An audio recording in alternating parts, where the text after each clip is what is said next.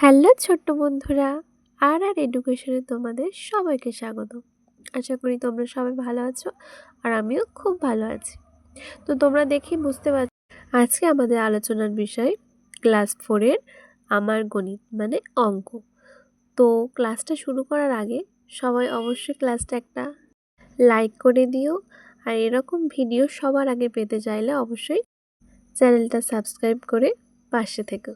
তো চলো ক্লাসটা শুরু করা যাক। তো আমরা চলে যাব প্রথম পেজে, দেখব কি আছে।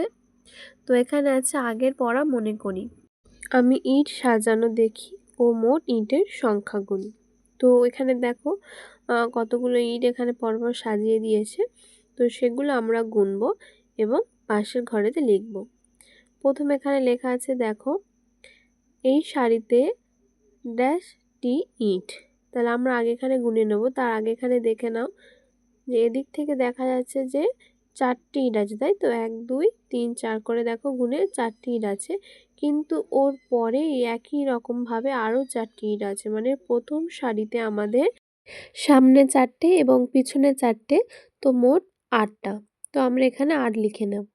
তারপরের সারিতেও দেখো একইভাবে 8টা ইট আছে, তো ওখানেও 8 লিখে নেব। তারপরের সারিতেও সামন এবং পিছন করে 8টা ইট আছে এবং তারপরেরটাতেও 8টা, মানে মোট আমাদের এখানে 4টে সারি এবং এই 4টে সারিতেই হচ্ছে 8টা করে ইট আছে। তো এখানে বলছে দেখো মোট সারির সংখ্যা, তাহলে আমরা মোট সারির সংখ্যা কটা পেলাম? 4টে, তাই এখানে লিখবো 4টি। প্রতি সারিতে ইটের সংখ্যা আমরা কত করে পেয়েছি? 8টা করে, তাই এখানে লিখবো 8টি। এবার বলছে এখানে সাজিয়ে রাখা মোট ইটের সংখ্যা, তাহলে আমাদের কি করতে হবে? গুণ করতে হবে। কেন? কারণ আমাদের এখানে কি 4টে সারি আছে এবং প্রত্যেক সারিতে 8টি করে ইট আছে। তাহলে আমরা কি করব? 4 8 32, এটা আমরা গুণ করব। ঠিক আছে? তারপরে দেখো বলছে আমি ফাঁকা জায়গায় ইট সাজাই ও ইট গুনি। তো এখানে দেখো, এখানে গুনে দেখো, এখানে 12টা করে ইট সাজানো আছে। ঠিক, তো এবার চলে যাব পরের পেজে। তো এখানে 1 নম্বরে দেখো বলছে ঝিমলিদের মাঠে 300টি ইট সাজিয়ে রাখতে হবে। প্রতি সারিতে 10টি করে ইট রাখলে মোট সারি হবে ড্যাশ ভাগ ড্যাশ টি, মানে সমান সমান কতটি ইট। তো আমাদের এখানে বলেই দিয়েছে যে কি করতে হবে, আমাদের ভাগ করতে হবে এবং পাশে দেখো ভাগটা করে দিয়েছে, মানে 10 দিয়ে আমাদের 300কে ভাগ করতে হবে। তো এখানে করে দিয়েছে ভাগটা দেখো, তো আমি শুধু ওটা উত্তরটা লিখে দিচ্ছি। ঠিক আছে? তো পরের 2-এর দাগে আমরা চলে যাব। বলছে সুজিত প্রতি সারিতে 8টি করে 208টি ইট সাজিয়ে রাখলো। মোট সারি হবে ড্যাশ, মানে ড্যাশটি, এবং সে মোট ড্যাশটি ইট সারিতে রাখলো, মানে ইট রাখলো কত করে জানতে চেয়েছে। তো এটা আমাদের কি করতে হবে, আমরা কি করে করব সেটা দেখে নেব। তো আমাদের এখানে এটা হচ্ছে ভাগ করতে হবে। কেন? কারণ আমাদের এখানে দেখো 8টা সারিতে সেটা সাজাতে হবে আর মোট ইটের সংখ্যা হচ্ছে 208টি। তাই আমাদের কি করতে হবে? 8 দিয়ে 208টাকে আমাদের ভাগ করতে হবে। তো আমি এখানে তোমাদের ভাগটা করে দিচ্ছি দেখো। প্রথমে দেখো 8-এর নামটা আমাদের 2 ঘর যাবে, কারণ 8 দোকানে 16, উপরে 20 আছে, যাবে না 3 দিয়ে, ওই জন্য আমরা প্রথমে হচ্ছে কি 2 দিয়ে দিয়েছি। 8 দোকানে 16। এবার হচ্ছে 20 থেকে 16 বিয়োগ করলে হয় 4, তো 4 নামিয়েছি। আর এদিকে আছে 8, 8টাও নামিয়েছি, তো 6 8 48, ওই জন্য আবার 6 দিয়ে দিয়েছি। তো আমাদের উত্তর হচ্ছে কত হয়ে গেল? 26। তো সেটা আবার এবারে লিখে নেব। তারা আমাদের জানতে চেয়েছিল যে সে মোট কতটি সারিতে হচ্ছে ইট রাখলো। তো এখানে উত্তর কত লিখবো আমরা? সে 26টি সারিতে হচ্ছে ইট রাখলো। ঠিক আছে? তারপরে চলে যাব 3-এর দাগে।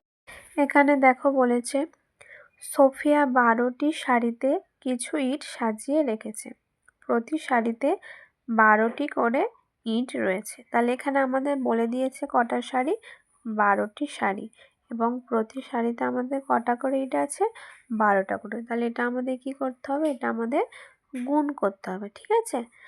তো আমরা হচ্ছে প্রথমে 12 গুণ 12 করব। তো আমি করে দিচ্ছি দেখো। তো আমি এখানে উপর নিচে বসে নিয়েছি। তো 2-এর নাম তো 2 ঘর পড়লে আমাদের কত হয়? 2 2 4 আর 2 1 2, ওই জন্য প্রথমে 24 হয়েছে। তারপরে এদিকে একটা চিহ্ন চিহ্ন দেব, তারপরে 2 1-কে 2 আর 1 1-কে 1। তো এবার আমাদের সেগুলো যোগ করে নেব। তাহলে 4 4 বসে যাবে, 2 দিয়ে কত হয় 4, আর 1 আছে 1 বসে যাবে। তাহলে আমাদের উত্তর কত বেরোলো 144। তাহলে এদিকে আমরা উত্তরটা লিখে নেব 144টি। আর নিচে আছে বলেছে সোফিয়া মোট ড্যাশটি ইট সাজিয়েছে। তাহলে সোফিয়া মোট কতগুলো ইট সাজিয়েছে 144টি। ঠিক আছে, তারপরে দেখো এখানে বলছে আজ আমি 20টি ইট নিজের মতো কয়েকটি শাড়িতে সাজাবো।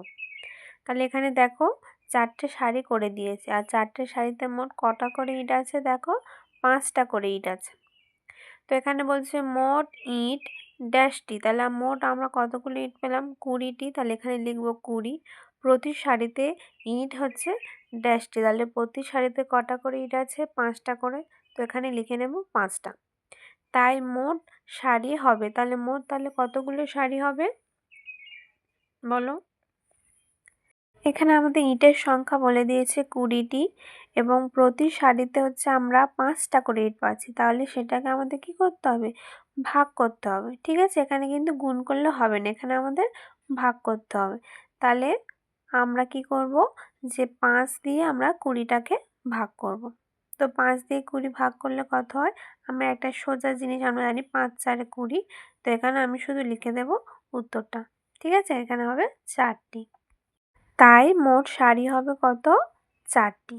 ঠিক আছে, তো আশা করি এই পর্যন্ত তোমরা সবাই বুঝতে পেরেছো। তো এবার চলে যাব পরের পেজে। তো এখানে দেখো বলছে কি রঙিন কার্ড নিয়ে খেলা করি। তো আমাদের এখানে 100 10 1 এগুলো হচ্ছে নিয়ে লিখতে হবে। এখানে বলছে দেখো 10টি 1 হলে সেটা আমরা কত নেব, একটা 10 নেব। আর 10টি 10 হলে সেটা আমরা কত নেব 100 নেব। তো নিচে তোমাদের হেডিংগুলো দেখো লেখা আছে শতক, দশক, একক। বিস্তার করে লিখি, বিস্তার করে লিখি মানে আমরা ভেঙে ভেঙে লিখব, যে সংখ্যাগুলো পাবো সেগুলো ভেঙে ভেঙে লিখব। স্থানীয় মানে বিস্তার করে কথায় লিখি।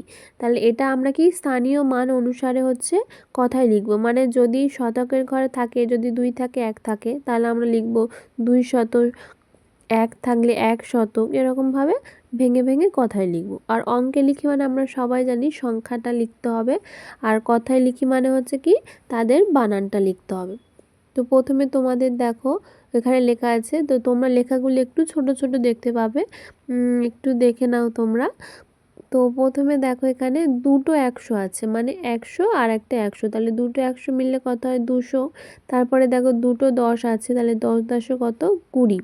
তারপরে এককের ঘরে দেখো 3টে 1 লেখা আছে। ঠিক আছে, তাহলে এটা আমরা যদি বিস্তার করে লিখি তার আমরা কত পাবো।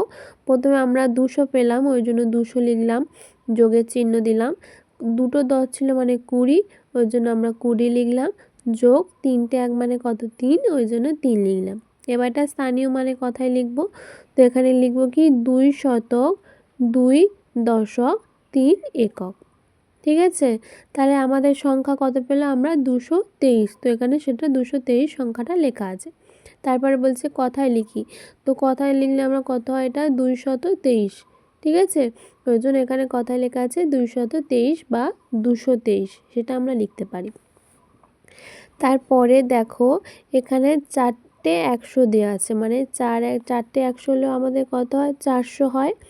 আর 10 দেওয়া আছে কত দেখো 6টা, 6টা 10 মানে 6 10 কত 60। আর 1 দেওয়া আছে কত দেখো 5টা 1 দেওয়া আছে। ঠিক আছে, তো আমি এখানে বিস্তার করে লিখি, এখানে আমরা কত লিখব যে 400 যোগ 60 যোগ 5। আর স্থানীয় মানে বিস্তার করে আমরা লিখব কত 4 শতক, 6 দশক, আর 5 একক। এবার এটা আমরা অঙ্কে লিখলে কত হয়ে যাবে, মানে সংখ্যায় লিখলে এখানে আমাদের হয়ে যাবে 465, আর কথায় লিখলে হয়ে যাবে 465। ঠিক আছে, তারপরেরটাও একইভাবে হবে। এখানে দেখো আছে 3টে 100 মানে আমাদের 300। তারপরে দশকের ঘরে আছে আমাদের কটা 10 দেখো 5টা 10, 5 10 কত 50। আর এককের ঘরে 1 আছে কত আমাদের 4টে। তাহলে বিস্তার করে আমরা লিখব কত 300 যোগ 50 যোগ 4। এবার এটা স্থানীয় মানে বিস্তার করে লিখলে কি হয়ে যাবে, 3 শতক, 5 দশক আর 4 একক। আর সংখ্যায় কত হবে সেটা, অঙ্কে হয়ে যাবে 354। আর কথায় লিখলে হয়ে যাবে ওটা আমাদের 354। তারপরে দেখো আমাদের বিস্তার করে লিখে দিয়েছে, ঠিক আছে। 100 যোগ 30 যোগ 2, সেটা আমাদের আগের শতক দশক একক করে লিখে নেব। তাহলে 100 মানে আমাদের একটা 100 হবে শুধু শতকের ঘরে, আর দশকের ঘরে কত হবে, 30 মানে কত হবে, 3টে 10 হবে, আর 2 মানে 2টো 1। এবার আমরা স্থানীয় মানে বিস্তার করে লিখব কত, যে 1 শতক, 3 দশক, 2 একক। আর অঙ্কে লিখব কত, 132, মানে 132 যেটা। আর কথায় লিখব 132। ঠিক আছে, তোমরা বুঝতে পারছো, এগুলো একটু সহজ মতো আছে। তো এগুলো সহজ, তোমরা একা একা বাকিগুলো করতে পারবে।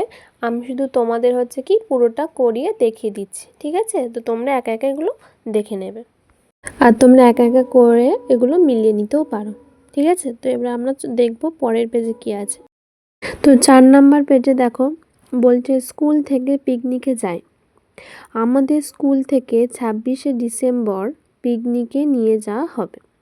তাহলে কি করছে, এখানে একটা পিকনিকের একটা অঙ্ক দিয়েছে। তারপরে দেখো বলছে আমরা পিকনিকে যাওয়ার তালিকা তৈরি করলাম। প্রথম শ্রেণীতে হচ্ছে কি 27 জন, দ্বিতীয় শ্রেণীতে 32 জন, তৃতীয় শ্রেণীতে হচ্ছে 29 জন এবং চতুর্থ শ্রেণীতে হচ্ছে কি 35 জন। তাহলে প্রথম শ্রেণী, দ্বিতীয় শ্রেণী, তৃতীয় শ্রেণী, চতুর্থ শ্রেণী, 4টে শ্রেণী মিলে হচ্ছে কি পিকনিকে যাবে এবং প্রত্যেকটা শ্রেণীতে হচ্ছে কত কত আছে সেগুলো বলে দিয়েছে। তারপরে বলছে ড্যাশ শ্রেণীতে তুলনায় তৃতীয় শ্রেণীতে বেশি সংখ্যক ছেলে মেয়েরা পিকনিকে যাবে। তাহলে আমি দেখব তৃতীয় শ্রেণীতে কতজন যাবে, তৃতীয় শ্রেণীতে দেখো 29 জন যাবে, তাই তো। তাহলে তৃতীয় শ্রেণী থেকে কম কোন শ্রেণীতে যাবে, প্রথম শ্রেণীতে, কারণ প্রথম শ্রেণীতে হচ্ছে 27 জন আর তৃতীয় শ্রেণীতে হচ্ছে 29 জন। তাহলে 29টা হচ্ছে নিশ্চয়ই বেশি, ওই জন্য আমরা এখানে প্রথমে লিখব যে প্রথম শ্রেণীর তুলনায় তৃতীয় শ্রেণীতে বেশি সংখ্যক ছেলে মেয়েরা পিকনিকে যাবে। তারপরে দেখো আবার দ্বিতীয় শ্রেণীর তুলনায় ড্যাশ শ্রেণীতে বেশি সংখ্যক ছেলেমেয়েরা পিকনিকে যাবে। তাহলে দ্বিতীয় শ্রেণীতে কোন শ্রেণীতে ছেলেমেয়েরা বেশি, সেটা হচ্ছে কত, চতুর্থ শ্রেণীতে, তাই তো। তাহলে এখানে আমরা লিখব যে দ্বিতীয় শ্রেণীর তুলনায় চতুর্থ শ্রেণীতে বেশি সংখ্যক ছেলেমেয়েরা পিকনিকে যাবে।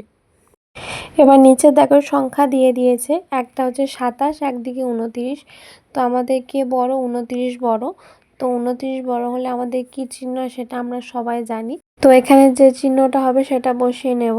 তারপরেও একই রকমভাবে এখানে একদিকে 32 আছে, একদিকে 35 আছে, তো সেই একই চিহ্ন বসবে যেহেতু 35টা এদিকে বড়, ঠিক আছে। এবার বলছে পিকনিকে সবচেয়ে কম সংখ্যক ছেলেমেয়েরা যাবে কোন শ্রেণীতে। তাহলে সব থেকে কম কোন শ্রেণীতে যাবে, সব থেকে কম যাবে প্রথম শ্রেণীতে, এবং সবচেয়ে বেশি সংখ্যক ছেলেমেয়ে যাবে কোন শ্রেণীতে, চতুর্থ শ্রেণীতে।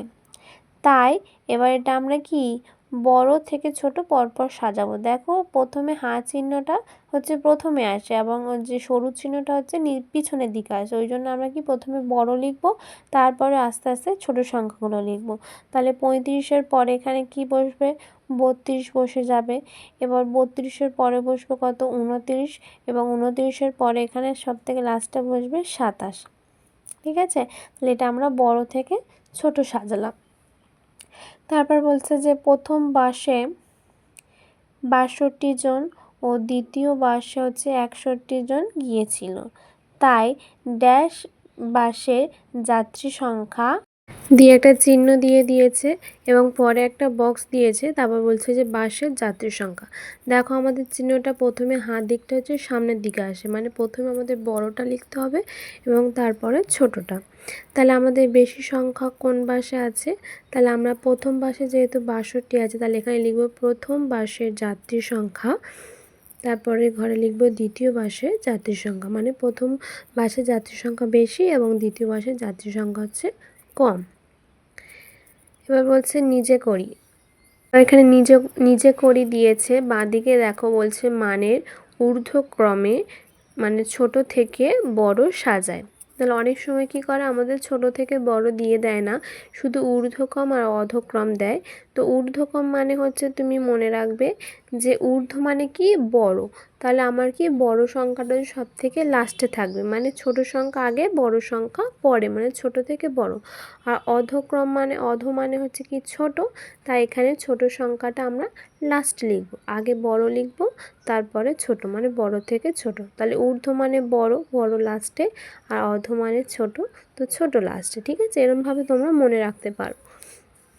তো আমি এগুলো হচ্ছে করে দেখিয়ে দিচ্ছি, তোমরা দেখে নাও। প্রথম 1 নাম্বার আছে দেখো 326, 329 আর 321। তো এদের মধ্যে সবথেকে ছোট কি আগে হবে, সেটা হচ্ছে 321, তারপরে হবে 326, তারপরে 329। 2-এর দাগে দেখো এর মধ্যে কোনটা হচ্ছে সবথেকে ছোট, তো সেটা হচ্ছে 339, তারপরে আসে 341, তারপরে লাস্ট হবে 358। 3-এর দাগে দেখো প্রথমে সবথেকে ছোট হচ্ছে কি 699, তারপরে 752 আর 801।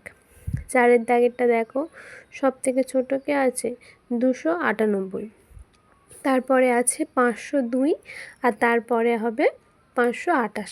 ঠিক আছে, এটা আমাদের ছোট থেকে বড় হলো। এবার ডান দিকে দেখো বড় থেকে ছোটটা সাজিয়ে দেখে নেব।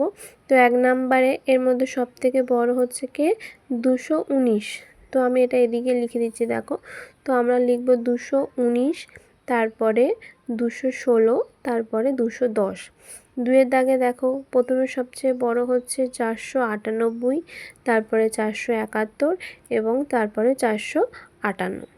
3-এর দাগে দেখো প্রথমে সবচেয়ে বড় আসছে 832, তারপরে 725, তারপর 512। 4-এর দাগে সবচেয়ে বড় হচ্ছে 999, তারপরে হচ্ছে 909, আর তারপরে 899। আর যে 3টে 9 মানে 999, এটা আমাদের কী সংখ্যা বলো তো, এটা হচ্ছে 3 অঙ্কের বৃহত্তম সংখ্যা। তাহলে 3 অঙ্কের বৃহত্তম সংখ্যা মানে কি 3টে 9। ঠিক আছে, তো আশা করি তোমরা সবাই বুঝতে পেরেছো, অসুবিধা হয়নি। তো এরকম আরও গুরুত্বপূর্ণ ভিডিও পেতে চ্যানেলটাকে অবশ্যই সাবস্ক্রাইব করে পাশে থাকবে। তো আজকের ক্লাসটা এই পর্যন্ত, দেখা হচ্ছে পরের ক্লাসে। টাটা।